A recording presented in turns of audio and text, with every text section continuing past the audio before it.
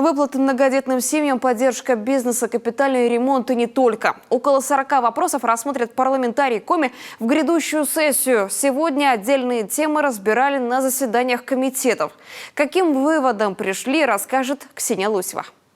В зоне пристального внимания парламентариев традиционно блок социальных вопросов. Так, например, предлагается возмещать расходы на проезд медорганизации гражданам, которые находятся под диспансерным наблюдением и живут в труднодоступных местностях. Сегодня такая поездка в среднем обходится примерно в 2500 рублей. Для многих это серьезные траты. Если проект закона получит одобрение депутатов, мерой поддержки смогут воспользоваться порядка 800 жителей нашего региона. Другие нововведения, касающиеся уже многодетных семей, также рассмотрят на грядущей сессии.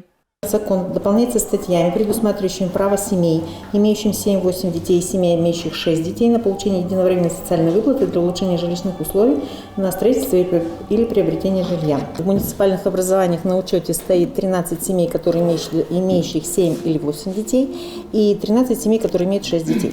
Выплату уже не на жилье, а на покупку автотранспорта смогут получить семьи, награжденные орденом «Родительская слава». Соответствующие поправки в республиканское законодательство предложил на рассмотрение регионального госсовета глава республики. Такая мера поддержки послужит признанием высоких заслуг родителей в укреплении института семьи и воспитании детей. Еще один блок вопросов на комитетах посвящен поддержке бизнеса. Среди мер в том числе и введение моратория на маркировку товаров. Это действительно необходимая мера поддержки бизнеса в этих условиях. Там примерно увеличение стоимости товаров при маркировке 10%.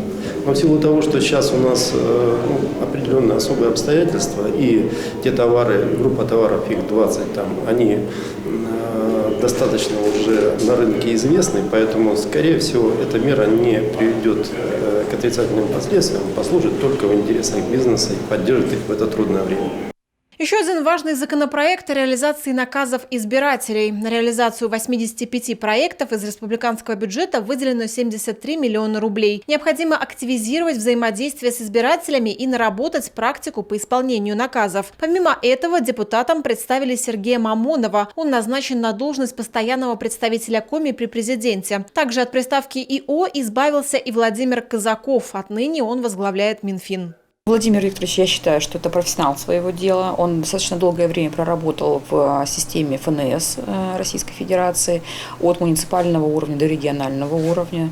Знает все особенности ведения бизнеса и формирования доходной части бюджета Республики Коми. Поэтому есть определенное понимание, как можно выстраивать отношения с разным уровнем налогоплательщиков. Какие из инициатив в итоге будут поддержаны парламентариями Коми, станет известно уже завтра. Заседание сессии запланировано на четверг. Повестка насыщенная, депутаты рассмотрят сразу 4 десятка вопросов, а также заслушают доклад главы Коми о результатах деятельности правительства республики за 2021 год. Ксения Лосева, Олег Юшков, телеканал Юрган, Сыктывкар.